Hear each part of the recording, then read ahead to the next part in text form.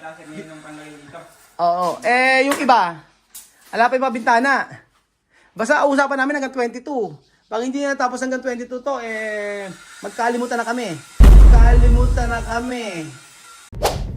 Magandang araw po sa inyo mga kababayan ko. Kumusta po ang lahat? At ngayong araw po pupunta po tayo sa may pinapagawa nating resort. At 7 araw po tayong nawala. 7 araw ko po siyang dinapuntahan. So kung bakit man po, anong dahilan ba yun, kami po ay umalis. So ang kuya ko nag-update sa akin. Pero isinisa niya sa akin araw-araw yung mga nagagawa.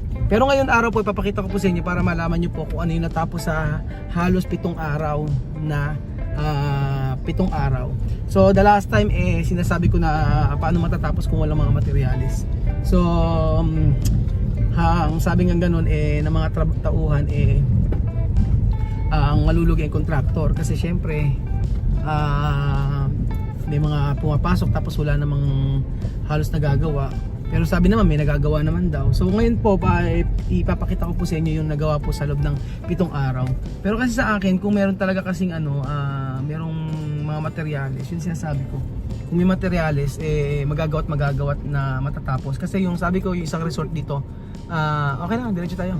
Yung isang resort po dito ay halos kasabayan po yung ginawa. Halos kasabayan lang no? Pero tapos na nakapagpa-blessing na sila. So ayun po, tingnan po natin mga amigo kung ano po yung natapos ngayong araw dito sa ating resort. So nandito na po tayo mga amigo. Ayan, tingnan natin kung ano yung natapos sa 7 araw. Kayo na po ang humusga. Kamusta? Ayun. Naku, wala na tao dito. Inabandona na. Parang ito pa rin yung dati Wala nang gumagawa. May tao pa rito? Tao po. Wala nang sumasagot, wala nang tao. Noong last time ganito pa rin siya hanggang ngayon. Ayan, ang ginagawa ni Kuya. Ay, sa may sa loob. Sa cabinet ba to? Dito mga cabinet. Ginagawa ng cabinet ni Kuya. Ito. Cabinet pala to. Tapos, good morning. Parang wala nang tao dito Pero pa sir, pilot Ilan na lang kayo? Ilan kalahati. Ako, yun sinasabi ko. So, ang natapos po sa loob ng 7 araw, yung swimming pool hindi nagalaw. Bakit? Hinayaan na lang. Ito. So, may cabinet na siyang ginawa. May cabinet na siya rito. Ayan. Wala nang tao ito kasi halos tapos na to Wala naman rito Ito na lang cabinet. So 65 inches na TV ang ilalagay dito, sabi ni Kuyang. So ayan. Tapos lalagyan ito ng PVC. Ayan. So ito po yung natapos ng 7 araw. So ito ang 7 araw na tapos. Isasuggest ko magdala ng mga tao dito para may gumawa. Gamit. Wala nga gamit Bahala, isusumbong ko si Joel. Kakasuhan ko na si Joel. Ala pa rin hanggang ngayon. bibili yata sir ngayon ng panggaling dito. Oo. Yung iba, ala pa yung mga bintana. Basta usapan namin hanggang 22. Pag hindi na tapos hanggang 22 to, magkalimutan na kami. Ano sasuggest? Okay naman dito, Kuya. Ito, ano to, Kuya? Dito, sa part na to. Parang self-self ang... Anong forma niya, Kuya? Ganyan lang yan sir. Open lang siya. Sir. Open okay, sige, open lang yan. Pwede kayo sir dito, sliding na sa yung salamin. Sliding, ayoko salamin. Salamin na sliding? Pag ganun sir. Wag, Kuya, wag ka mag-sliding salamin. Ano na? Pwede rin sir. Hindi, wag, ano mo lang, Kuya, ang pangsarado mo lang is kahoy lang din. Yung... I-plain mo lang siya, Kuya, ayoko nang may salamin. Di ganito na sir, di ba? Ganun. Oo. Ito wala, open na rin dito sir. Okay na yan, Kuya, kahit wala yan. Basta yung baba, ang gamitin mo pa rin, kahoy pa rin. Ito may takip din to sir, yung dalawa na to. Saan na may takip? Ito lang ang open. Sige. Dito meron takip. Oo. Kasi yung ilalim nito, pwede kong lagyan ng mga, mga ibang gamit Sige. Ayan. So, ito, merong cabinet yung dalawa na to. Sir, ano to yung may pintuan? May pintuan. Basta kahoy lang gamitin mo, Ayoko ng ng salamin. Anong salamin ba gagamitin? Hindi, kung ano nga ako sir, kung gusto mo yung malinaw na sir, para. Ayoko, Kuya. Mas maganda nakatago Kasi para malagyan mo pa ng ibang mga gamit. Ayun. Tapos dito sir, Ah. yung range wood nyo dito na, tapos yung rep. Oo, dyan. Ano size ng range wood? Range wood? 2 feet. 2 feet. Kahit mas maliit doon ng konti. Mas paano ang size nun? Paano ang size nun yung pinaka haba? Ay, yung ganito sir, yung dapat. Yung lapad niya. Diba ako kasi dito yung Sasabihin ko 2 feet lang yung haba. kahit mas mga konti, ano sir, merong 50 nun, may 60. May ano ba yun? Kahit 50 sir yung bilhin nyo. 50? 50 ano? 50 inches. 50 inches. Ay, 50 cm. 50 cm. O sige, 50 cm yung ano. Tapos sa may refrigerator, isang... Ang 2 door na sir yun. Yung ginawa ko, yung height. O, 2 door, baba taas, no? Gano'ng kataas yung ano? Kasi, pinalagpasan ko naman natin yung ano nito. Kahit na pinakamataas niya bilhin nyo, hindi pa rin aabot. Hindi pa rin, oo. So, basta 2 door. Kahit Okay. na, ano, sir. Tapos, sa baba na lang dito, no? Dapat pala- Pero kuya, dapat maglagay ka dito ng ano. Ito na ng ano. Kailangan ko dito na lagay. Dito ang kalan, di ba? Sir. Tapos dito, dapat mayroon ano dito. Kalan. Wala na sir may lalagay ulit. Wala na, kalan ng ano. Lalagay ito, tapos lababo na yan. Lababo. Sa Dito na may lalagay yung pull-out Tapos, basket mo sir. saan nalagay yung pull out na basket? Dito na sir. Sa baba na. Dito na kasi pwede. Sam. Dito. O sige. Dapat yun sir, mabili nyo na para masukapan. Ilang pull out? Lagay ng plato, baso, kutsara. Tatlo lang. 3 pull out lang. Yung ano na yun, Baso, yung- kutsara. Hindi, baso, plato, tsaka yung mga kutsara. Ayun. 3. Anong size? Kahit ano. Kahit ano sir. O sige, bibili na ako ngayon. Pwede sir, para Oo, para mai-forma mo ngayon ano. O sige, ngayong araw bibili ko ng pull out na ano. Yun lang naman ang kailangan. Tsaka yung range, ano yun? range hood sir. Range hood. Ang range hood naman ay yung pang sanggal lang naman ano yun, di ba? Panghigop lang sir. Panghigop lang. Eh, saan yung ikakana yun? Ikakana, May ilalagay. filter yun sir. May filter. Hmm. Hindi siya amoy, no? Hindi sir, makakukuha niya yung Sa ano? yung amoy. Okay, sige. Ang nililinis lang doon sir, yung filter. Yung filter. Oo, sige. Ang kailangan ko yung bibili, range hood at saka Pull out basket. pull out basket, 3. Bakit 3 lang, kuya? Ano dito sa part na to? Ay, open na lang to sir, kasi may kalan na kasi to, tapos yung tangke nyo pa. Hindi, ang gagamitin namin induction. Ay, yung induction na. Eh, pwede naman ano to. Shelf na lang. Shelves na ng kuya Dito kasi, yan. sir, hindi na pwede kasi may lababo dito. Oo, ayaw namin ng ano, mas maganda yung induction yung di kuryente. At least pag di kuryente, hindi naman kasi halos gagamitin to eh. Yung sa kabila kuya, yung may gasol. Sige sir. Kasi usually kapag kami ano dito, Hindi na tayo magre-range doon sir. Ano? Open naman ang open kasi yun. ah, Kahit hindi na. hindi na tayo huwag tayo mag-range hood doon. Okay. Open naman yun eh. Ang importante lang dito, kasi dito ang induction na ano lang. Para ilan na, mas maganda kuya, mas maraming ano, ilan yung mailalagay. Eh, kasi sir, kung may pull out basket ka na, Oo. alis. Ang gawin kuya, shelves na lang yung sa kabila. Into eh. Kuya, i-shelves mo lang yung kabila. Lagayan. Kahit na hindi Ito siya... na lang sir. Oo. Yung part na to, i-shelves mo na lang mga lagayan ng gamit. Sige sir. Ano? Dalawang pintuan dito, ganun. Oo. Isa Oo. naman, Di hatap. Dalawang pintuan lang din. Oo. Ito sa may lababo to eh. O, ganun na lang ano. Sige sir. Okay, sige. Basta ang induction ang bibiling ko, induction na kalan lang naman. Tsaka yung range hood na yon, tsaka itong 3. No? Okay, ngayong bibiling ko. Asa yung mga gumagawa? Wala na. Ando sir sa kabila. Sa may gumagawa ng bakod? Bili pa lang yata mamaya anong pang dito, saka Oo. lagay dito sir. Oo. Hintay lang. Kaya doon muna sila gumawa. Sa kabila sila gumagawa. Eh dito, anong plano nila dito? Ewan ko lang sir, kung nai-order na ng tiles yan. Oo nga eh. Sa taas kaya, tingnan ko muna sa taas kuya ha. O yan, sa taas po mga amigo, ito. Papakita ko po sa inyo. Ang natapos. So, ang sabi sa akin ay may mga ilaw na. Tama ba? Tama. May mga ilaw na mga amigo. Ayan. So, kumpleto na po. May ilaw na dito. Ayan, may ilaw na. Actually, maganda naman talaga siya. Wala akong masabi sa paggumawa. Nababagalan lang talaga ako.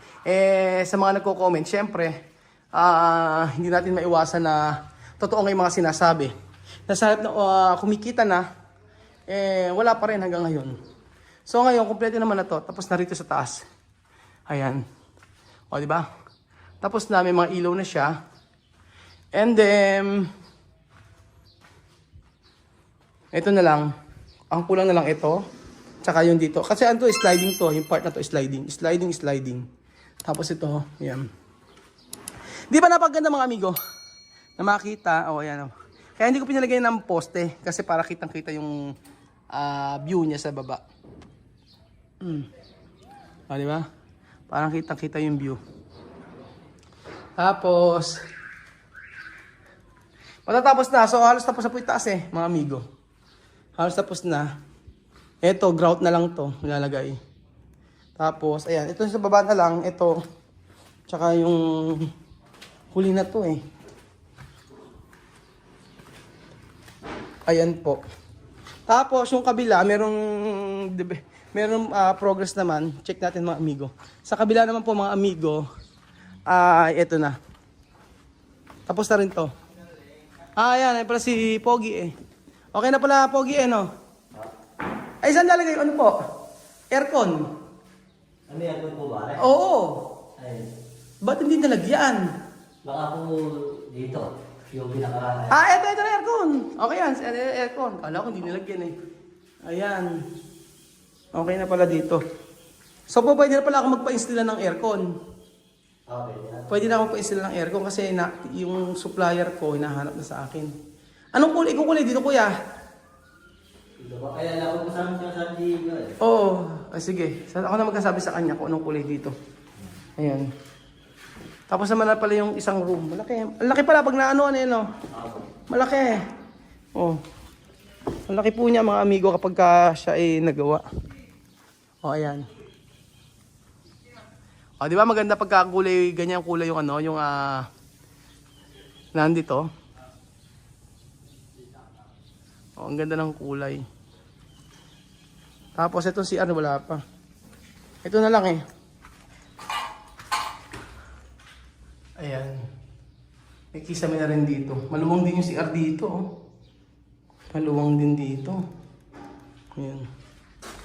So ayun po mga amigo, ito po ang update sa ating pinapagawang private resort. Ang Casa Guiñana. At ano po ang masasabi ninyo? Kayo na po ang husga. Sa 7 araw po na pagkatrabaho nila, kayo na po ang magsabi, kayo na po ang mag-comment. At ako'y makikinig lamang po sa inyo. Pero dito halos patapos naman na to, yung part na to. Ay, maganda naman siya. May kuryente na yan, oh. Napakakabitan na namin ng ano kaya ng kuryente. Meron na. Oh. Tapos ayan, diyan kuya, maglalagay din tayo ng ano, ng yung basket, tagon? Pull-out basket. Oo, maglalagay tayo. So, ilan ang bibilin? 2 pares eh. 2 pare. Bali, Isang plato, isang gano'n. Ako na bahala. tiga lang siya. Oh, sige, ako na bahala maglagay dito sa may ano. Dito sa may pinaka ano, sa may pinaka tawag doon? Bar counter. Bar counter. Wala na yun, plain na lang. Paano ba? Plain lang yun, sir. Yung bar counter. Plain lang. O sige, plain lang yung bar counter. Ang bibilin mo lang yan, upuan na yung mata. Oo, upuan lang bibilin ko doon, yung mataas. Pero ang kailangan dito, yung pull-out basket lang. Hindi sir, pull-out ba? Sige, pull-out basket yan. Dalawa, ilan?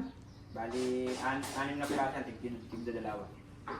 6. Hindi, 3 dito. Tatlo dito. 3 sa kabila, di 6. O sige, yun ang bibilin ko. Ngayon bibili na ako. Pupunta kami sa Kabanatuan eh. Para maiayos mo na, no? Hindi sir, para yung kasi lalapatan na. Oo nga eh, kailangan kasi nun eh. Hindi na po pwedeng wala nun eh. Para, kasi ayoko na may naka-open na mga plato-plato. Oo, mas okay kasi pagka may magre-rent dito. Lahat May ng, ano na ba ito sir? Sink? ano? May sink na ba ito?